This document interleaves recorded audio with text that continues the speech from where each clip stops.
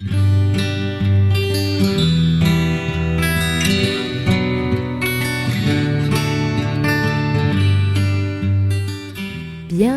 dans Reiki Banashi, un podcast où on parle de Reiki simplement.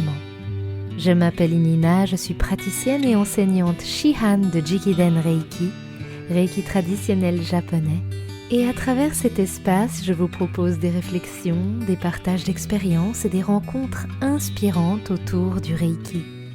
Aujourd'hui, j'ai la grande joie d'accueillir Mari Okazaki.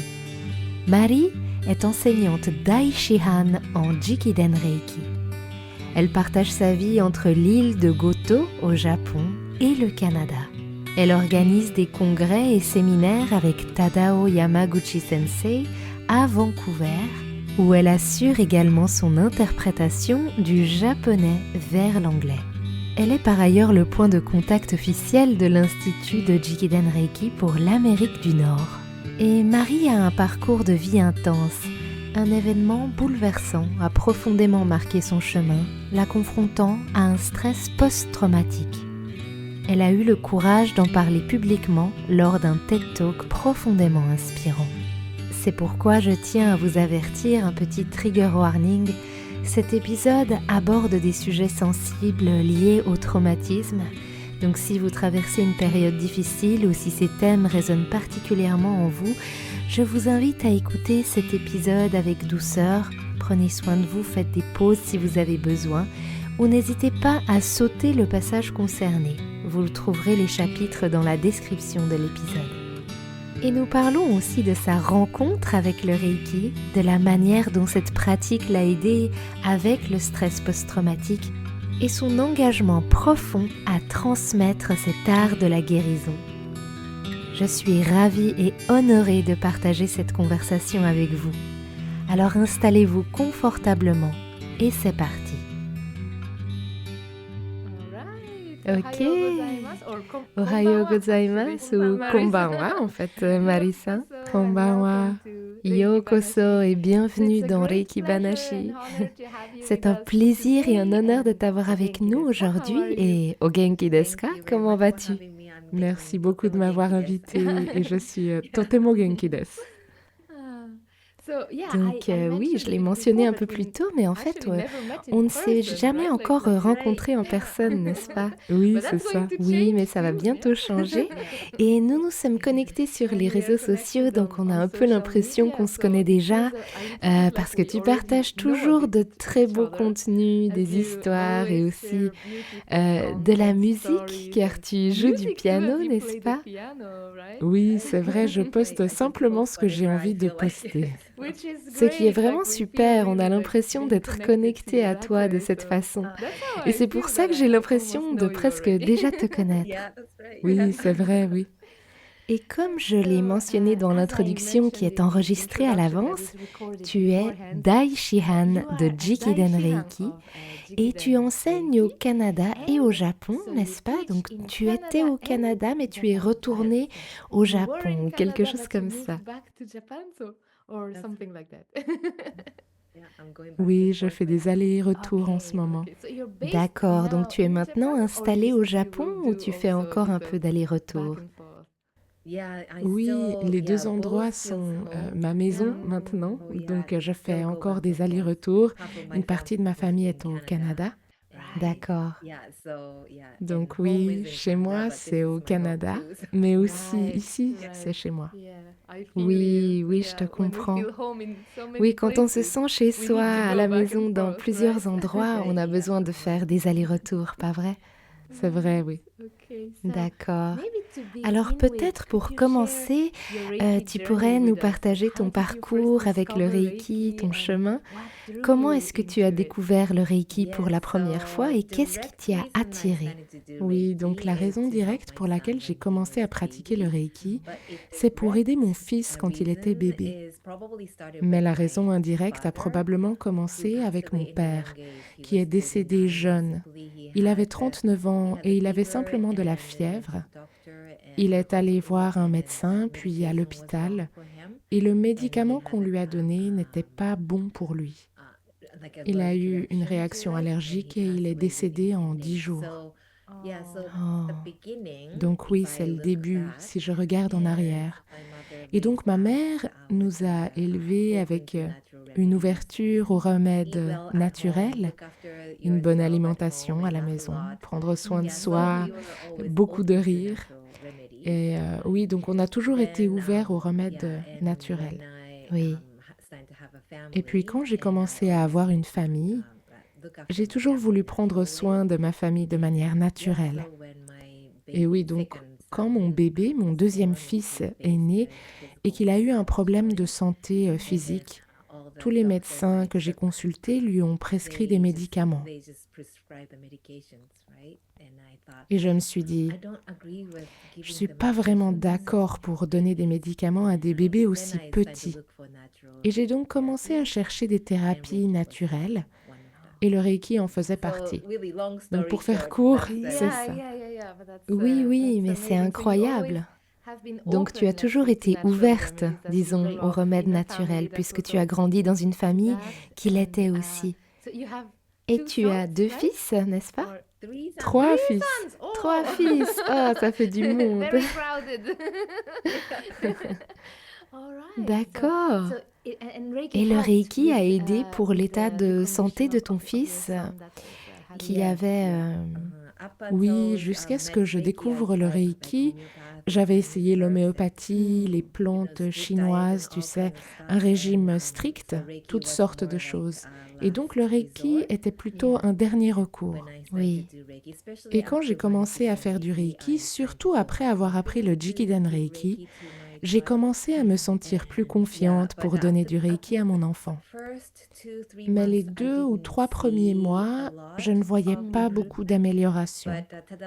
Mais Tadao Sensei, notre enseignant, disait continue simplement, fais-le tous les jours, que tu vois un résultat ou non, continue. Puis après peut-être 3 ou 4 mois, j'avais commencé à avoir des résultats. Et en 5 mois, toute la peau, parce que c'était un cas grave d'eczéma, tout son corps était couvert de plaies ouvertes. Tu sais, un liquide jaune en sortait, c'était vraiment un très mauvais état. Mais en 5 mois, sans utiliser aucun médicament, juste en ajoutant le Reiki, toute sa peau s'est complètement rétablie. c'est incroyable. Oui, Impressionnant. Et je pense que c'est aussi un très bon exemple pour montrer que ce n'est pas une seule séance et tout va mieux. Ce n'est pas une solution miracle. Comme toute chose naturelle, ça prend du temps, mais c'est durable sur le long terme, non? Est-ce qu'il a déjà eu de nouveau ce problème ensuite ou... non, en gros, c'est parti. Mais il y a des moments où l'eczéma revient, comme à Pâques, à Noël et à Halloween. Et tu sais ce que c'est le problème. C'est le sucre. Oh, voilà, je me disais. Oui. Le chocolat de Pâques, les bonbons d'Halloween et les friandises de Noël, n'est-ce pas? Oh, c'était ça le problème. Mais c'est impressionnant. Et aussi de voir qu'après 3 ou 4 mois, même si on peut être découragé au début en se demandant mais est-ce que ça fonctionne vraiment? Mais tu as continué, tu as persisté. Oui, une des raisons qui m'a poussée à continuer, c'est qu'à 1 an et demi environ, il commençait juste à parler en mots ou en phrases. Et quand son visage était vraiment dans un sale état, donc je mettais mes mains au-dessus sans même le toucher, donc je faisais du Reiki au-dessus de son visage, et il attrapait ma main pour l'amener sur son ventre et disait « Coco », genre ici. Non, waouh, Coco, ici, en japonais. Oui, Coco, oui. Et donc je savais déjà un peu que ça pouvait être un problème lié à la digestion, mais lui, il savait instinctivement que ce n'était pas le visage, c'était le ventre qui posait problème. Et c'était la racine du problème. Et c'est un bébé, et pourtant il dit Coco, qu'il savait d'une certaine manière, intuitivement, que c'était bon pour lui. que c'était juste à cet endroit, non? Oui, c'est ça. C'est incroyable, le Reiki est incroyable. Oui, donc c'était tous les jours quand il faisait une sieste ou quand on regardait un film ensemble, mes mains étaient posées sur lui. Ou quand il allait se coucher, je me couchais avec lui et je l'aidais à s'endormir, peu importe, oui, chaque jour. Dès que tu avais les mains libres. Oui, c'est ça. C'est aussi une belle chose à se rappeler, n'est-ce pas? Ce n'est pas la question d'avoir la table de Reiki parfaite, la table de massage, et de faire le soin comme on pense. Enfin, tu sais, dès que tu peux, quand tu as tes mains libres, tu peux donner du Reiki aux autres, n'est-ce pas? C'est ça, oui. Je dis toujours en cours ou en classe aussi, tu n'as pas besoin de table de massage. Fais-les simplement s'asseoir par terre et toi sur une chaise et pose simplement tes mains ou alors ensemble sur un canapé. Absolument, bien sûr. Si tu en as une, c'est toujours plus confortable si tu veux pratiquer. Mais ça veut dire que ce n'est pas nécessaire. Oui, on n'en a pas besoin. Et c'est comme ça qu'on peut probablement l'intégrer plus facilement dans la vie quotidienne. Avoir le réflexe d'utiliser ses mains. Oui, merveilleux. Donc il a guéri, à part à Halloween et Pâques. Oui, et au fur et à mesure qu'il grandissait, il a commencé à mieux connaître son corps. Donc il savait quel type d'aliments allait aggraver la situation, donc il les évitait, ou il connaissait les conséquences, mais il en mangeait quand même, tu vois. Ah oui, exactement. Oui, mais au moins on connaissait la cause.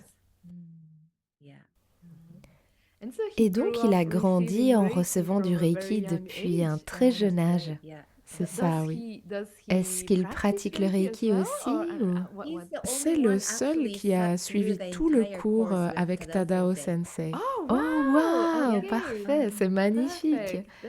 Donc l'histoire continue. Oui, il a le certificat officiel et tout ça. Il avait 13 ans à l'époque. C'était bien sûr le plus jeune de la classe. Il était assis avec toutes ces personnes plus âgées. C'est vraiment quelque chose de magnifique. Merveilleux. Donc ça, je suppose que c'était l'une des histoires les plus significatives que tu as vécues avec le Reiki. Oui. Est-ce qu'il y a peut-être d'autres moments particuliers qui ont été transformateurs pour toi, peut-être sur le plan émotionnel ou spirituel? As-tu ressenti que le Reiki a aussi été profondément transformateur pour toi? Oui, il y a tellement de cas pour moi. Mais le plus significatif, c'était cette fois où je ne m'attendais pas à ce que ça marche pour moi, tu vois. Oh, Oui, donc je souffrais de stress post-traumatique depuis l'âge de 25 ans. Et maintenant, c'est terminé. Mais oui, la peur du noir ou certaines choses provoquaient des flashbacks. Et le pire, c'était les cauchemars.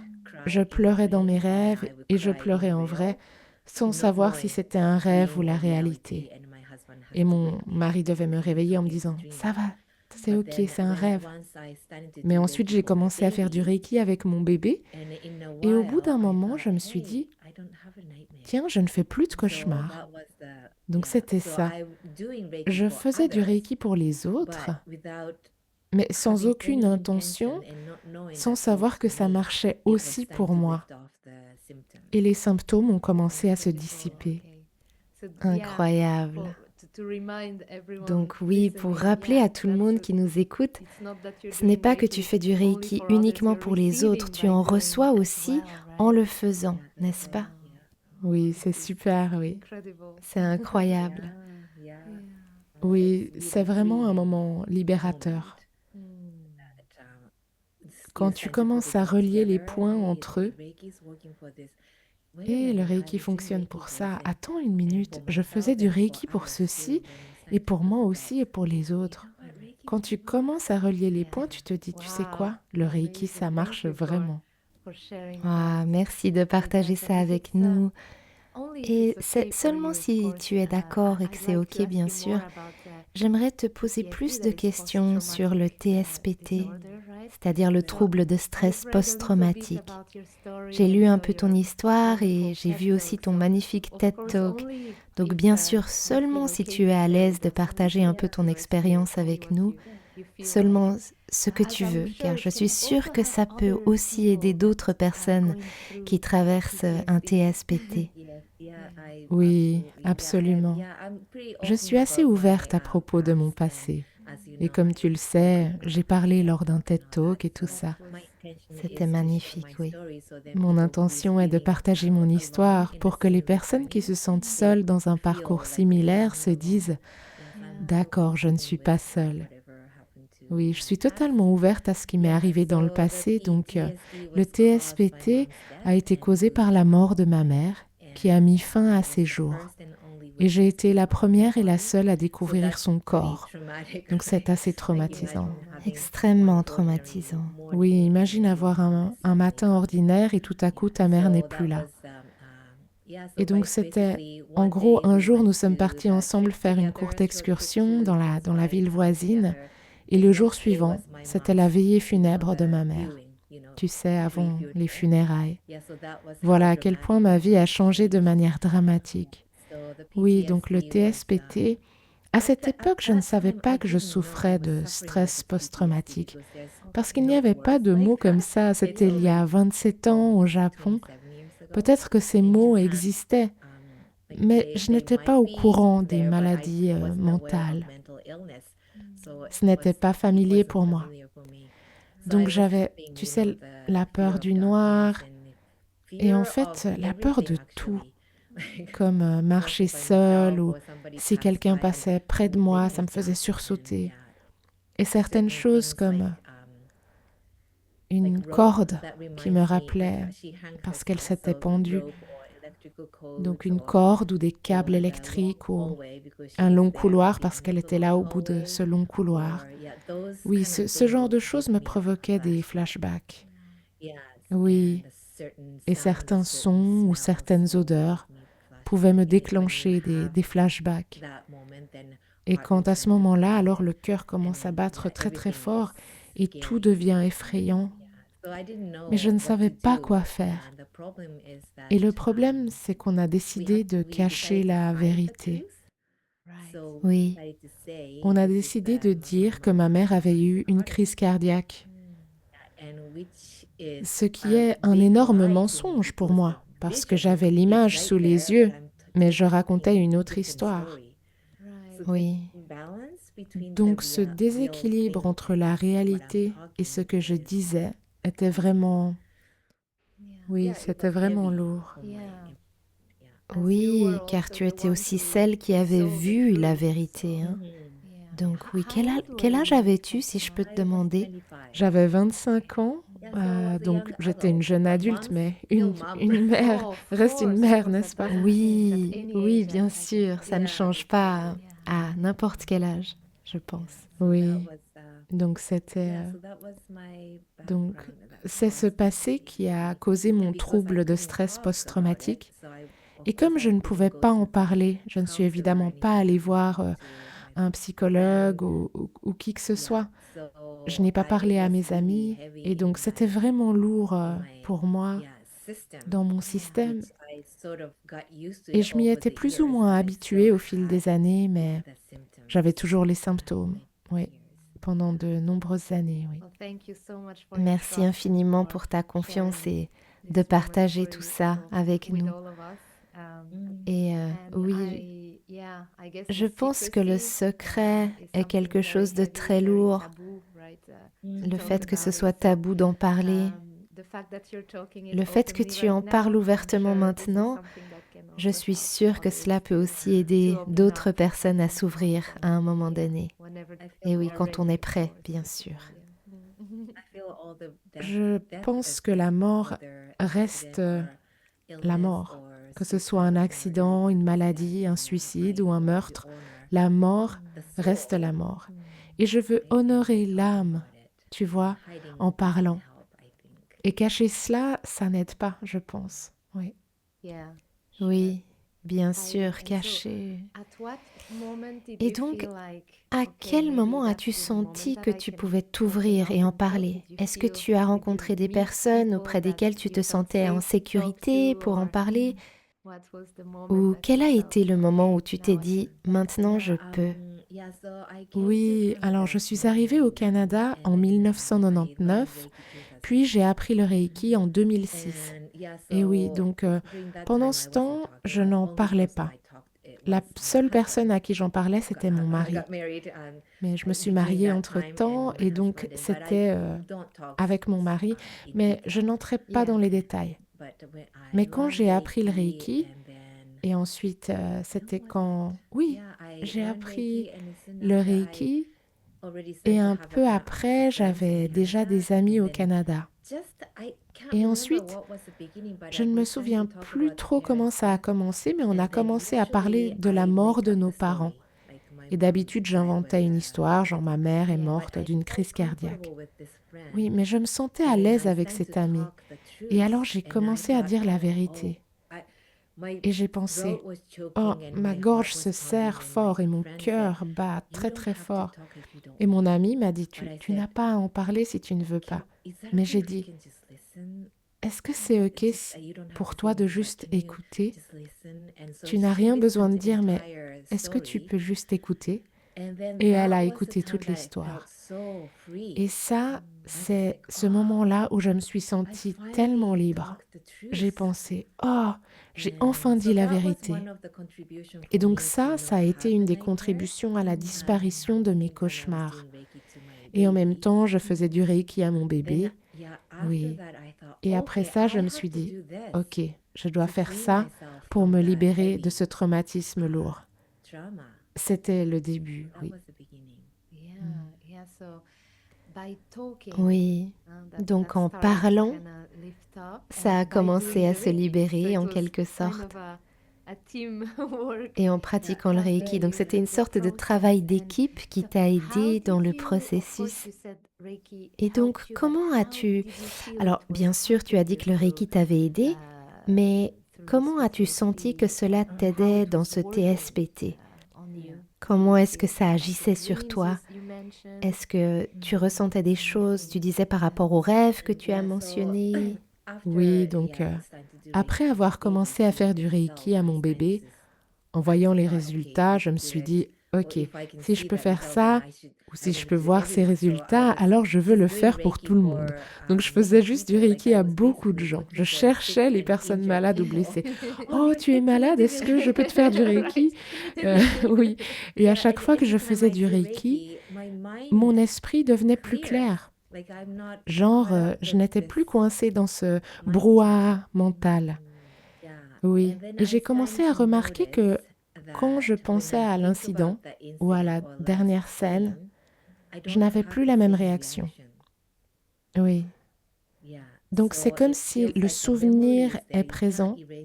Tu ne peux pas effacer un souvenir. Oui, bien sûr. Mais si les émotions sont toujours enveloppées avec, c'est ça que les flashbacks et les symptômes du traumatisme comme le TSPT apparaissent. Mais là, c'est comme si l'émotion avait été enlevée. Donc le souvenir est là, mais il n'est plus accompagné de l'émotion. Et quand je pense à ce souvenir, je n'ai plus la même réaction. Et c'est là que je me suis dit, OK, c'est bien. Et si je ressens ça, alors je veux que d'autres personnes puissent ressentir la même chose, se libérer de l'émotion et que le souvenir devienne simplement une partie de ton histoire. Oui, magnifique. C'est très profond, ce moment où ça commence à se lever. Tu viens de le dire, ça devient un souvenir, bien sûr, ce n'est pas agréable à avoir, mais tu ne le vis plus comme si c'était maintenant, n'est-ce pas? Ce n'est plus le moment. Oui, exactement. Oui. Est-ce que tu aurais un conseil ou pour quelqu'un qui traverse un TSPT, quelque chose que tu dirais à quelqu'un qui traverse... C'est dur, mais... C'est très dur et tout le monde est différent. Mon traumatisme et le traumatisme des autres sont différents. Mais j'encouragerais les gens à parler. Et parler, certains disent que cela peut réactiver le traumatisme. Mais plus on partage avec des personnes de confiance, plus on a l'impression qu'une couche de cette lourdeur se détache. Et une fois que tu peux détacher ton émotion de cet événement, alors tu deviens suffisamment fort pour pouvoir aider les autres. Et quand tu commences à aider les autres, alors cela va t'aider à nouveau, toi, encore et encore. Oui. Donc les personnes qui ont un TSPT, si elles peuvent avancer jusqu'au point de pouvoir partager leur histoire et ensuite aider les autres, alors ça va les aider et un cycle se crée. Magnifique. Merci de partager ça. Et je suis sûre que c'est très précieux. Parce que oui, c'est un pas qui semble énorme de parler, non? De s'ouvrir. Et bien sûr, avec le Reiki, nous avons le traitement Seiheki, n'est-ce pas? Voilà. Et tu n'as pas besoin de raconter toute l'histoire, mais tu dois quand même travailler dessus. Et donc, bien sûr, avec le traitement psychologique du Reiki, le traitement Seiheki, oui, c'est vraiment utile aussi. Exactement. Et bien sûr, tu peux recevoir un traitement, un soin de quelqu'un d'autre, mais c'est aussi quelque chose que tu peux faire sur toi-même, n'est-ce pas? Donc si c'est encore un peu sensible d'en parler, tu peux commencer par là. Je ne sais pas. C'est un bon signe quand quelqu'un commence à faire le soin, le traitement. Ça veut dire qu'il ou elle est prêt à avancer. Oui, donc faire un premier pas, c'est important.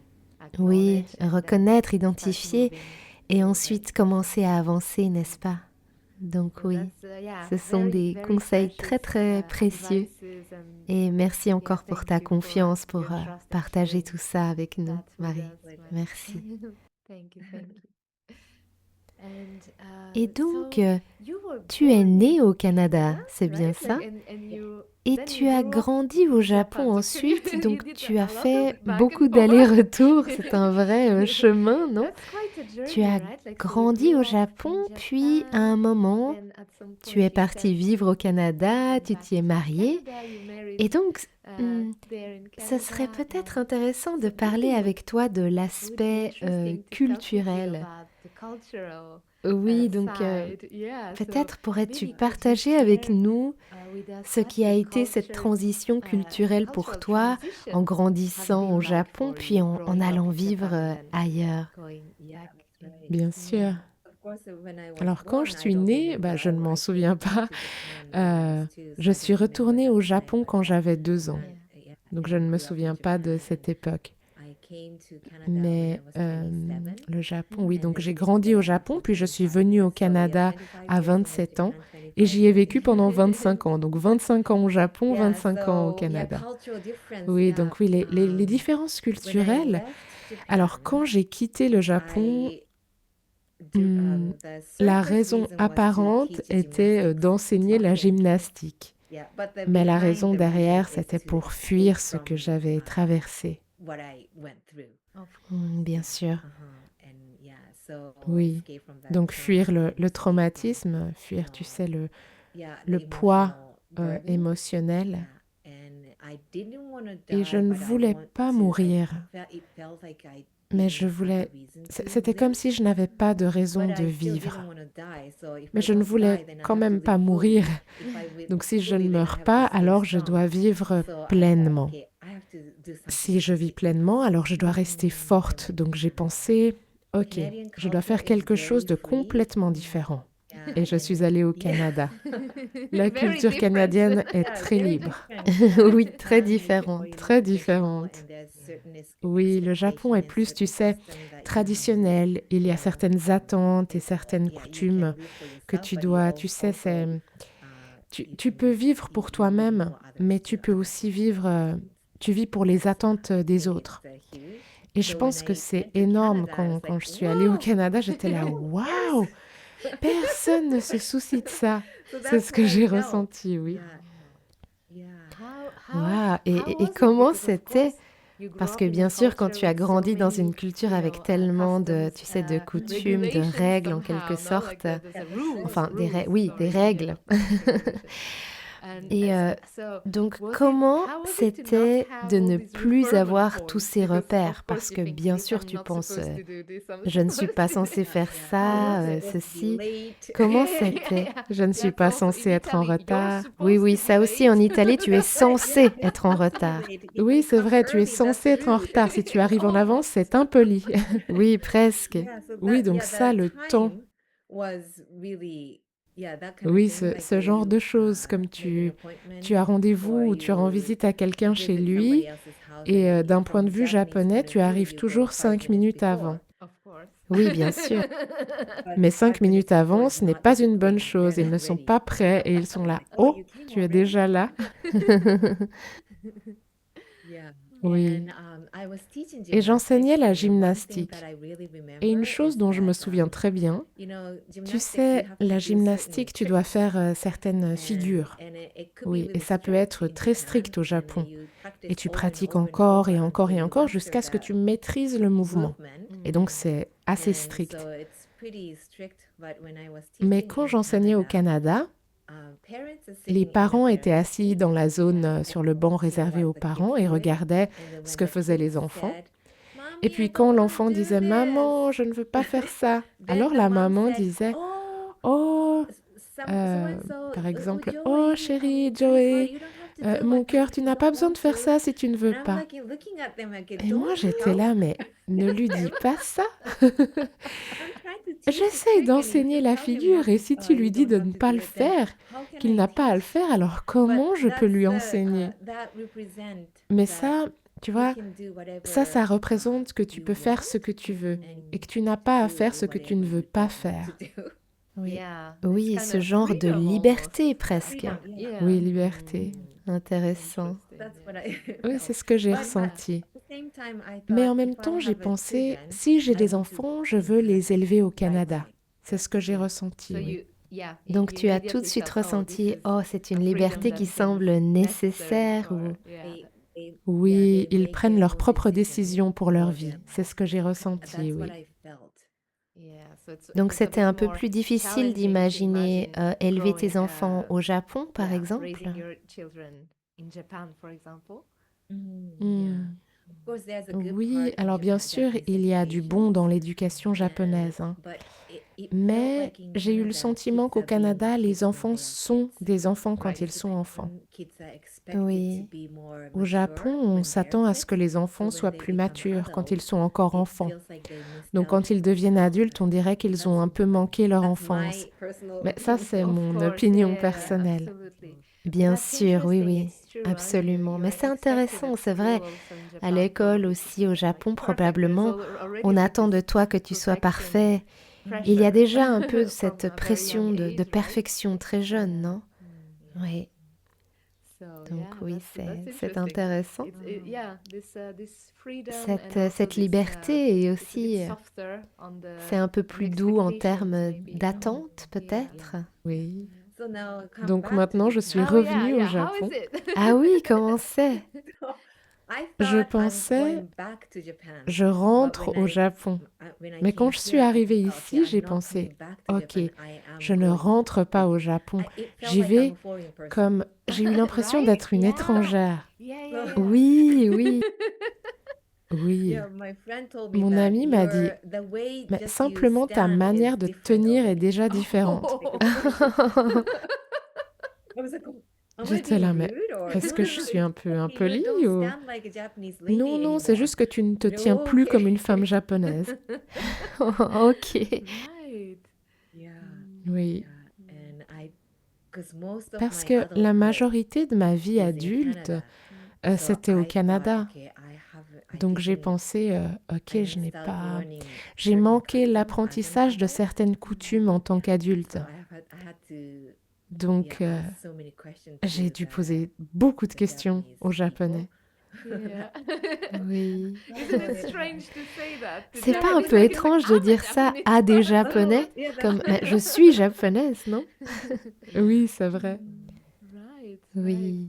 And so Et you've been donc, tu giving as donné des treatments traitements, in des Japan soins too, right? Like au and Japon and aussi, teaching n'est-ce pas? also in Et tu Japan. enseignes aussi au Right. Japon. So you Oui. did both in both Oui, donc tu le fais dans cultures. les deux And cultures. so I Et imagine donc, because of this j'imagine big qu'avec cette cultural grande différence difference between culturelle the entre les two, deux, maybe peut-être, what have been the quelles ont most été les différences striking les plus frappantes differences que that tu as you've remarquées, noticed, maybe peut-être teaching en or enseignant giving ou en treatments? donnant des Maybe soins, giving des treatments, traitements? you will find some Peut-être que dans les thematics soins, that come tu back or retrouves certaines dynamics in thématiques ou people dynamiques more in chez les Canada gens, or more plus au in Canada ou Japan plus au and Japon, vice et versa. vice-versa.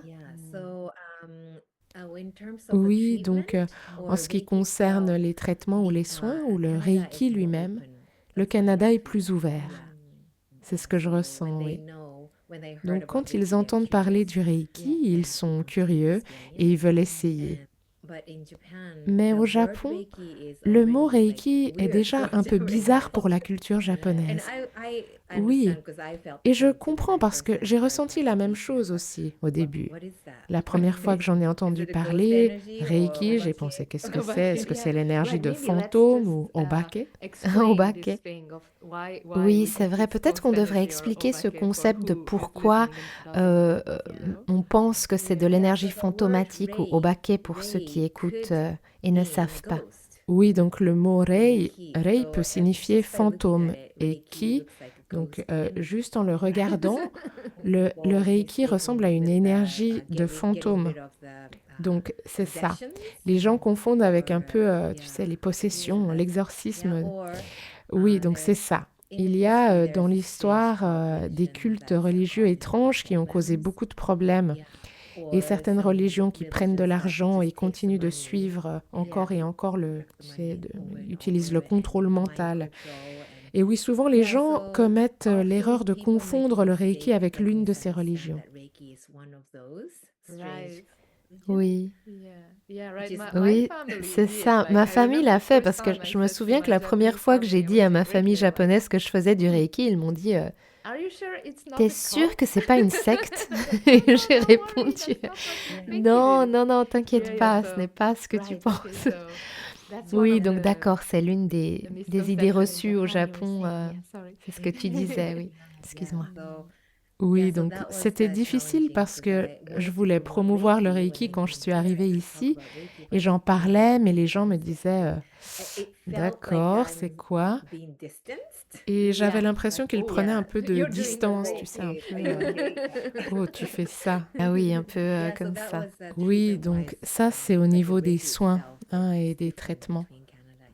Le Reiki en soi, c'est différent entre le Canada et le Japon. C'est drôle, hein, le Reiki a commencé au Japon, mais ensuite il a traversé une phase historique qui a fait du Reiki une catégorie un peu négative, je suppose. Oui. Mais une fois qu'ils reçoivent un traitement ou un soin de Reiki, tant au Canada qu'au Japon, les gens disent Oh, waouh, c'est vraiment relaxant. Et pourquoi tes mains sont-elles aussi chaudes? Ou je me suis endormie. Et oui, donc j'essaie de ne pas expliquer le Reiki avec des mots. Je dis pourquoi ne pas simplement l'essayer? Oui, fais-le simplement. Alors ça, c'est pour la partie soins, traitement. Maintenant, la partie enseignement était très intéressante. Parce qu'à présent, j'enseigne à 3 types de personnes différentes. D'accord. Donc j'ai commencé à enseigner le Reiki au Canada en anglais, même si je l'avais appris en japonais. Et donc le public, enfin, le marché est en anglais. D'accord, d'accord, bien sûr. Donc je me suis mise à enseigner en anglais, donc les Canadiens, les Américains ou d'autres ethnies qui parlent anglais et vivent au Canada. Et ça, c'est le premier groupe de personnes. Et le deuxième groupe est celui des Japonais vivant en Amérique du Nord. D'accord, oui. Donc j'enseigne en japonais, mais ils vivent au Canada ou aux États-Unis. D'accord. Et le troisième groupe est celui des Japonais vivant au Japon. D'accord, donc en japonais au Japon, disons. let's Yeah, say. that's Yeah, Oui. 30. Right, okay. And yeah. Oui, donc la yeah, So the différence, c'est que difference les is that Canadiens, those les Américains ou les Canadian United personnes States anglophones or qui apprennent le English Reiki, speaking people who leur learn Reiki, intention ou leur their aspect est intention or centré sur la their guérison. aspect is Donc, for the oh, c'est healing. de la Oh, this guérison is japonaise, c'est this magnifique. is beautiful. Oh, Oh wow. wow, Et that's donc, nice. So the l'aspect est plus aspect axé is sur la more focused guérison. on healing Et part, ça vient du and Japon. that came from Japan. Maintenant, pour Now, les for Japonais Japanese people vivant who en live Amérique du in Nord, America, quand ils when they apprennent le learn Jikiden Reiki, they're ils like, disent « Oh, wow, wow !» like Ils se they sentent à la maison, feel at même loin home de chez eux. hein. while they're Et away donc, from home. être en contact avec Yeah, touch with la the old culture Japanese ancienne culture. They're like, japonaise, oh ils yeah, disent « yeah, Ah that's oui, oui, great. oui, c'est super !» Especially Et donc, Japanese les people who Japonais live outside of vivant en Japan, dehors du Japon, we stand to nous see the beauty commençons of à voir la Japan beauté once du we are away Japon from une Japan. fois que nous sommes éloignés. We Quand are nous living vivons au in Japon, Japan, nous ne we la don't voyons see pas. it, yeah. but Oui, once mais une we fois are éloignés du away from Japon, nous Japan and commençons stand to à see our voir home notre pays country, d'origine. oh wow, Oh Japanese culture waouh, is so la culture beautiful. japonaise est tellement belle. Et bien sûr, Of chaque course, every culture a une culture has a beauté dans ses beauty propres in their traditions, own mais cultures. être But japonais et regarder amazing le looking Japon, at mon Japan, pays my home d'origine, c'est country. comme It's like, ah oh oui, je suis yeah, fière kind d'être of proud of japonais being maintenant. Japanese now. Yeah, so that's Et what they oui, donc ça, feel. c'est ce qu'ils ressentent, Now, oui. Japanese people who live in Mais Japan, maintenant, les Japonais qui when they vivent au learn Japon Jikiden et Reiki, apprennent they're le like, Jikiden Reiki, ils disent wait, attendez, why didn't I mais know pourquoi about est-ce this que je for n'ai pas entire su my cela life? pendant toute I ma vie? love this. J'adore. Like, they're like, we have a On a work un to do. We have travail à to faire. do this. On doit I garder didn't know ça. about that. And why Nous ne didn't savions anyone pas. teach me Et about pourquoi this? personne ne m'a Not appris just the cela? healing Et aspect, pas but the seulement Japanese l'aspect de culture guérison, that's mais la culture trying to japonaise intertwine qui in est Reiki liée à teaching. l'enseignement And du when Reiki. Japanese people be in Et touch quand with les that part, Japonais old prennent part, contact avec cette they're like, partie, oh la yeah, partie ancienne, ils oh disent yeah, yeah, I ah remember oui, je me that. souviens de ça. Yeah, so Et it's oui, like c'est comme, je ne I sais don't pas, know. Like a comme une confirmation or confirmation ou something quelque like, oh, chose, this comme si makes ça avait du sense. Yeah. sens, oui. Yeah, Waouh, c'est Wow, that's merveilleux. wonderful. So there are so Il many. y a Oh, and tellement now de... there's gonna be Oh, et maintenant, probably il va another probablement y avoir une category autre that is catégorie qui est English les speaking people coming to anglophones venant Japan au to Japon pour learn apprendre avec with toi, you. non? Ouais. right? Yeah, or English speaking Oui, people who ou live in des Japan. anglophones Oh qui yeah, vivent au Japon. exactly. Yeah, Ah yeah, oui, that's five exactement, oui, donc categories. 5 catégories. Yeah. 5 catégories. Wonderful, Formidable. wonderful. Yeah. Oui, je Yeah, peux I aussi can imaginer imagine la also différence culturelle et la the signification cultural des mots, difference and car c'est ta langue, par meaning exemple. hein. also of the Donc, words c'est because un it's autre your point de language, vue, for une example, autre right? When peut-être it's manière de that's comprendre, another même si ça s'apprend, yeah, bien that's sûr. hein. another C'est point of view c'est somehow, intéressant. another point of understanding, even though you can learn that, of course, but it's interesting. Yeah. And the Japanese Oui, people et les often Japonais they admirent admire souvent la culture English culture. anglaise, comme celle It is des different États-Unis, all de that l'Angleterre, Western culture. et toute cette And so culture we occidentale. lived in Canada for Et 25 donc, years. moi, ayant We vécu got au Canada pendant this 25 ans teaching to et Japanese ramenant people cet by enseignement aux speaking about the Japonais, Western je culture, parle de la how culture Reiki is occidentale et de la accepted façon in dont le Reiki Western est culture. accepté dans la And then culture I also occidentale. emphasize the beauty Ensuite, of je souligne Japanese aussi la culture beauté de la and culture remind japonaise them that et this leur is so rappelle que beautiful. ce You're pays living in est a tellement beautiful beau. country. Yeah. You Que need vous to be vivez dans un proud beau of pays, vous living devez in this être country. fier de vivre And dans then ce I pays. emphasize Et in donc, my je le class. souligne dans So mes they're like, cours. they Ils semblent really vraiment seems to apprécier enjoy et ça ravive une a lot grande of partie de they leur, ignite gêne, je big pense. part Oui. of their gene, I think. Yes. Oui. Yes. Their story. Leur yeah, histoire, their roots, leurs right? racines, non? Yeah, somehow. Oui, en quelque sorte. I've talked about that J'en ai with, parlé avec Reiko, Reiko, that is a qui est Shihan une heritage Shihan à Paris. Japanese Elle est too. japonaise Oh, aussi. okay. And Oh, she was d'accord. saying Elle also disait aussi that qu'après la guerre, she felt like after beaucoup de the Japonais war, ont a lot perdu of un peu de Japanese confiance people en leur lost a little culture, bit of n'est-ce pas? confidence into their culture, right? So Et que chaque that fois, comme tu l'as whenever, dit, as you said, like dès qu'ils en whenever apprennent davantage sur leur they propre learn culture, more ils se about disent their own Ah, culture, c'est vrai, nous it's devons true, we have to reconnaître que ce n'est acknowledge pas it's not seulement only about ce qui est what à we have l'extérieur, now, mais but aussi au in Japon. C'est Japan beau. as well. Oui, It's c'est vrai. beautiful. Oui. Yeah. Right. Right. Ok. Et je vais donc passer à la question suivante. Dans la communauté du Jikiden Reiki, beaucoup d'entre nous te voient comme un précieux point de connexion, de contact, surtout pour l'Amérique du Nord, comme Ikko Hirota-san pour l'Europe. Et donc, tu as également organisé des congrès de Jikiden Reiki au Canada. Tu as accueilli Tadao Yamaguchi Sensei et créé des magnifiques espaces pour que notre communauté se réunisse et se rassemble. Et donc, tout d'abord, j'aimerais te remercier énormément et t'exprimer ma gratitude pour tout le merveilleux travail et l'amour que tu mets dans ce que tu fais. Et oui, peut-être pourrais-tu nous en dire plus sur ce travail et ce qu'il signifie pour toi? Oui, ça signifie beaucoup, vraiment beaucoup. Oui, donc ça a commencé avec... La dernière chose que je voulais voir, c'était la mauvaise traduction de ce que Sensei disait. Oui, et donc à Vancouver, en 2005, 2006, 2007, c'était le séminaire de Vancouver. Le premier séminaire de Vancouver, c'était seulement pour les Japonais pendant les 3 premières années. Puis j'ai commencé à m'impliquer et j'ai dit à Tadao Sensei que cela doit être partagé aux anglophones. Et il m'a dit qu'il n'avait pas de traducteur et qu'il ne parlait pas anglais. Et j'ai dit, alors, je ne suis pas traductrice formée, mais peut-être que les choses que je sais, je peux les traduire. Et on pourrait le faire ensemble. Et donc, c'était le début. Magnifique. Donc, comme je l'ai dit, la dernière chose que je veux voir, c'est une mauvaise traduction, comme perdu dans la traduction. Mais ce qui se passe, c'est qu'un mot en japonais, un mot peut signifier 2 phrases. Oui, c'est pas évident, n'est-ce pas? Oui, donc je voulais transmettre les mots de Tadao Sensei avec précision, aussi précisément que possible. Donc oui, c'était le début de mon travail. Et parfois, Tadao Sensei disait une chose et moi, je parlais encore 2 phrases.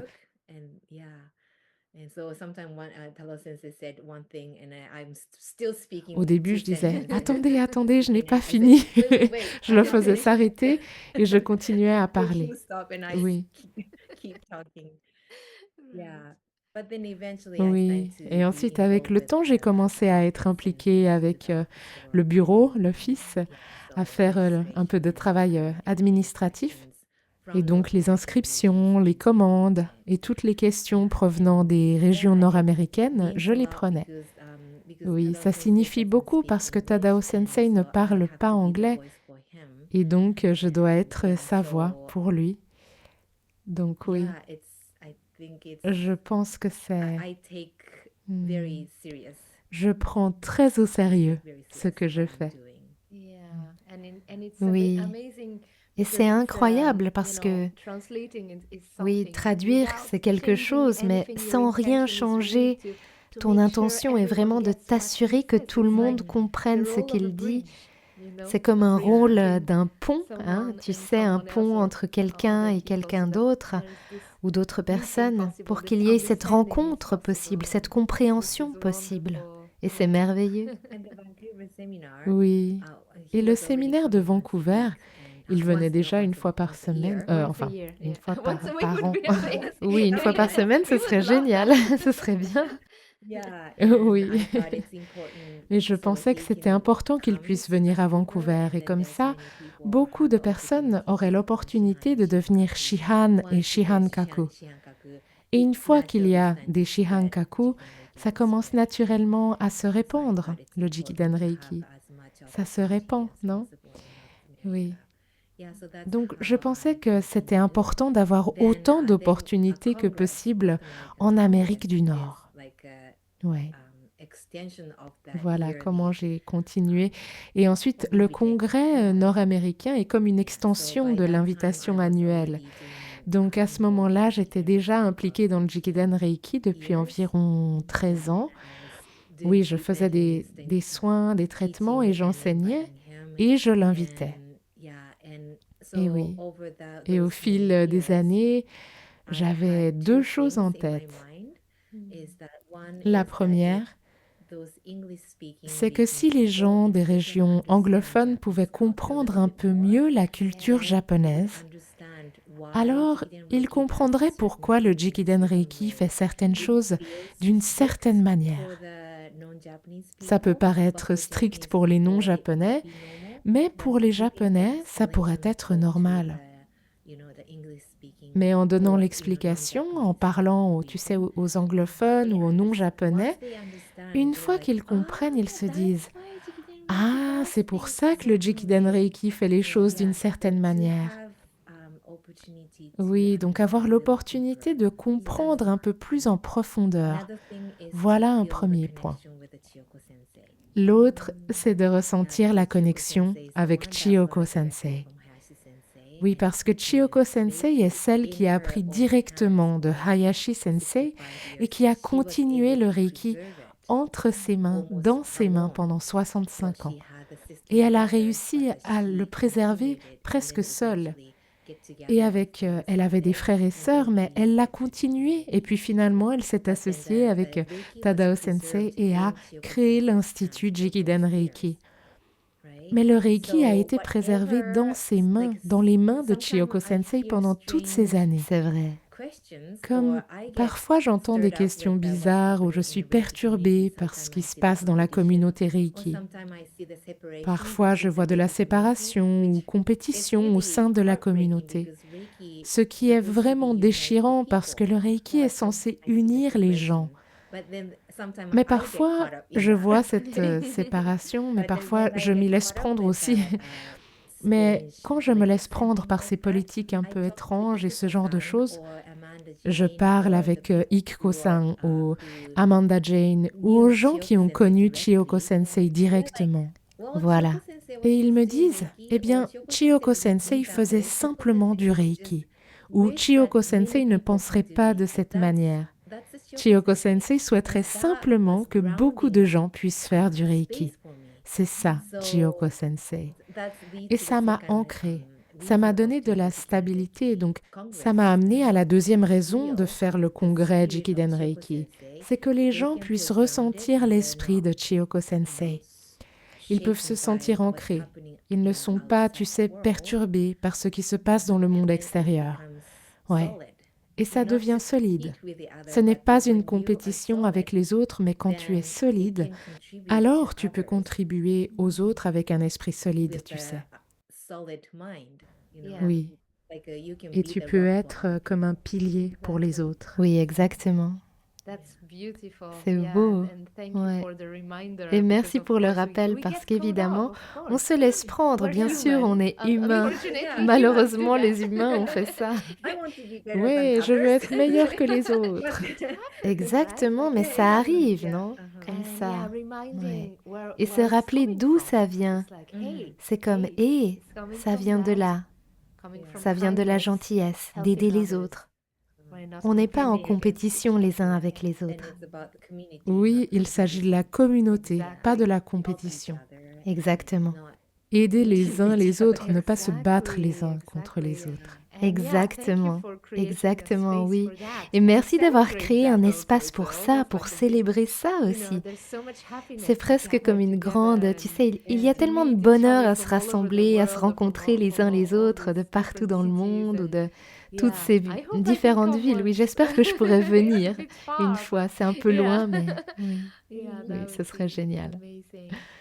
Mais merci d'avoir créé ça, ouais, d'être ce pont entre les différentes cultures aussi, de nous aider à être ensemble.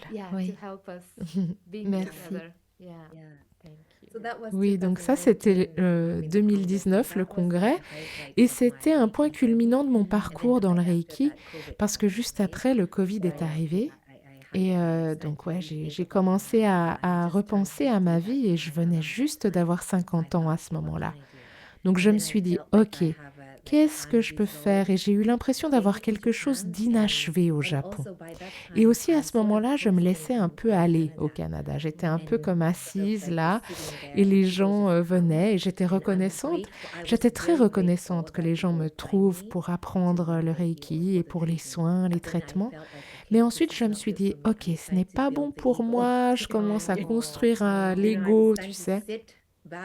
Et je commence à me laisser aller un peu, je ne sais pas, un peu comme un propriétaire ou quelque chose comme ça. Et je me suis dit, non, non, je n'apprends rien, je ne grandis pas. Et en même temps, je me suis dit, tu sais, il y a quelque chose que je dois faire au Japon. Et j'avais un peu fui le Japon. Et donc, je dois y retourner et me lancer un défi au Japon. Et qu'est-ce que je peux faire? Ouais, donc c'est ça. C'est l'une des raisons pour lesquelles je suis revenue au Japon. C'est beau et c'est le prochain chapitre et j'ai hâte d'en entendre parler la prochaine fois peut-être. Ouais, c'est merveilleux parce qu'évidemment, il y a eu une partie de toi qui s'éloignait, peut-être un peu pour fuir. Mais cette volonté de revenir est belle.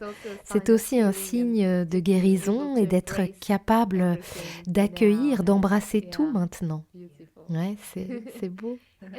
Et donc, tu t'es installée sur une île où tu es dans... Je me souviens avoir vu des photos. Oui, c'est l'île de Goto. L'île de Goto. C'est la partie ouest du Japon, juste à l'extérieur de Nagasaki. Nagasaki, là où j'ai grandi. Et ouais, c'est un endroit magnifique. Magnifique. Ok, donc le climat est un peu tropical ou pas vraiment? Ou c'est pas comme Okinawa? Alors non, c'est pas comme Okinawa, non. L'hiver est vraiment froid et l'été est chaud. Hmm. Ok, merveilleux.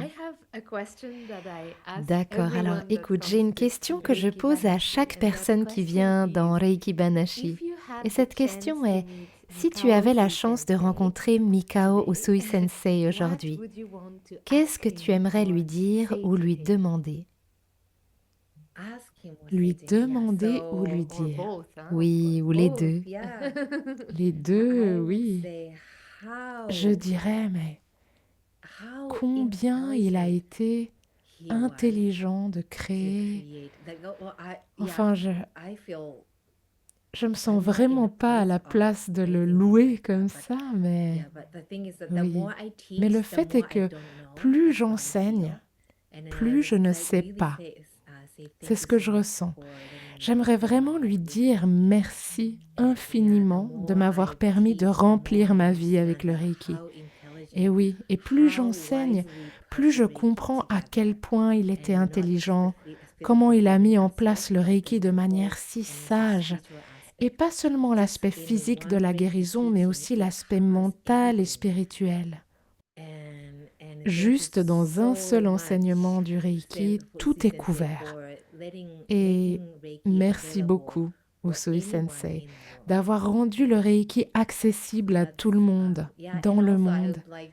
Oui, donc c'est...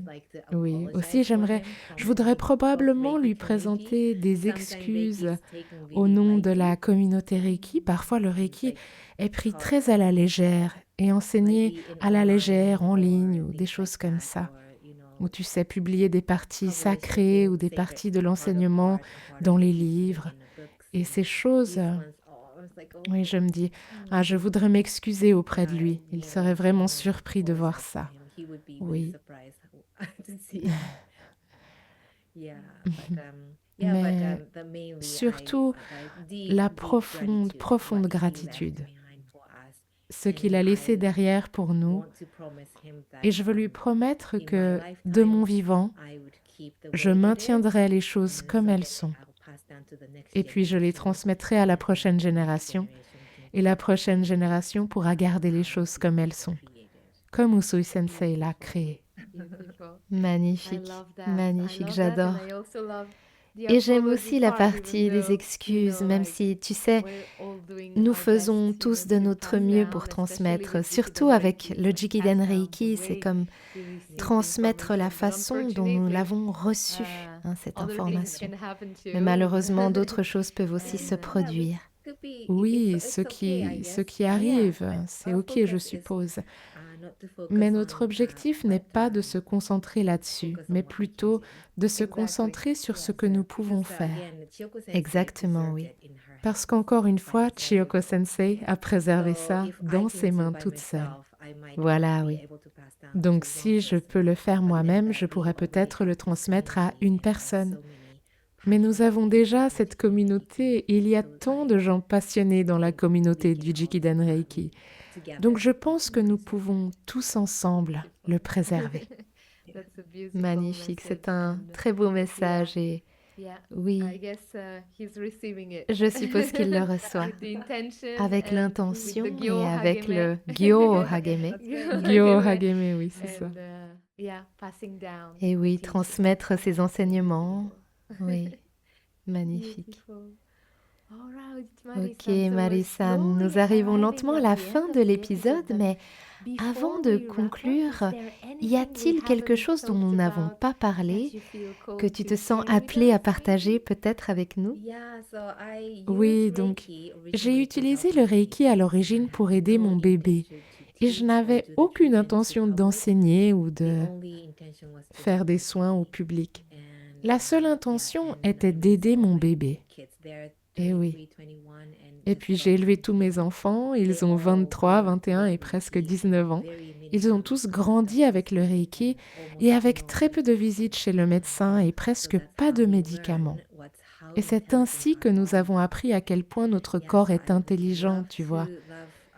Oui, donc j'aimerais beaucoup que les parents qui ont des jeunes enfants ou les jeunes couples qui attendent un bébé ou les couples mariés ou les personnes qui ont des amis, tu sais, des gens célibataires. Nous sommes tous entourés de gens. Et une fois que tu apprends le Reiki et l'utilises comme remède maison, c'est comme un bouton de réinitialisation. Tu sais, un gros traumatisme, un gros stress peut devenir petit. Et un petit stress peut ne plus exister si tu as un bouton de réinitialisation. Et oui. Pour les parents et aussi pour les personnes qui s'occupent des parents âgés, qui sont également dans des conditions stressantes à cause de leurs soins pour ces personnes âgées. Et s'ils pouvaient utiliser le Reiki comme un bouton de réinitialisation, oui, cela pourrait minimiser le stress. Oui, j'aimerais que ces personnes aient le Reiki dans leurs mains. Et une fois que tu l'apprends, c'est à vie. Oui, c'est vrai. Oui, alors lancez-vous et profitez de vos mains. Voilà ce que je voulais dire. Magnifique, c'est un très beau message et comme tu dis, tu l'apprends une fois et puis c'est là pour toute la vie. Et tout est dans tes mains, ce n'est pas que tu aies besoin d'énormes, je ne sais pas, d'une pièce particulière, non, c'est tes mains, oui. Exactement, c'est génial, oui, pas d'outils. Exactement, c'est tellement... Oui. C'est vraiment revenir à ton essence et à ta vraie nature et c'est une technique et une modalité merveilleuse, n'est-ce pas? Oui. D'accord. Merci beaucoup, Marie-san. Et juste avant que nous nous disions au revoir, si les gens veulent te contacter ou te trouver, quel est le meilleur moyen de le faire? Tu as un site, tu préfères être contacté par email? Oui, donc je suis partout en ligne. Donc j'ai un site qui s'appelle Jikiden Reiki with Mary. Donc jikidenreikiwithmary.com et j'ai un Facebook si tu cherches Mari Okazaki 22 c'est mon compte et sur Instagram Mari.okazaki et je suis assez active sur les réseaux sociaux, oui. Oui, c'est incroyable, on peut vraiment se connecter de cette façon avec toi. C'est d'ailleurs comme ça que je t'ai contacté, hein.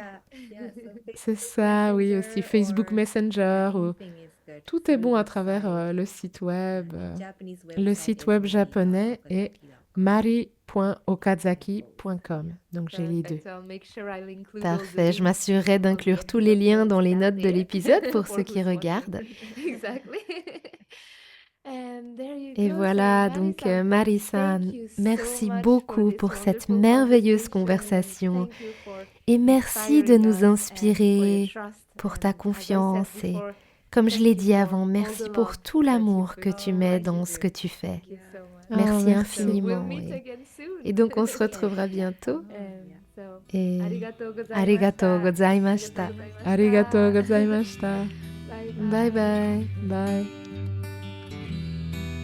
Merci pour votre écoute et encore un grand merci à Marie pour ce beau moment de partage. Si vous voulez continuer à explorer ces sujets avec moi, vous pouvez me retrouver sur Instagram ou sur mon site internet. Et si vous souhaitez aller plus loin ou en apprendre davantage, tous les liens se trouvent dans les notes de cet épisode. Je vous dis à très vite et en attendant, prenez soin de vous. Arigatou gozaimashita.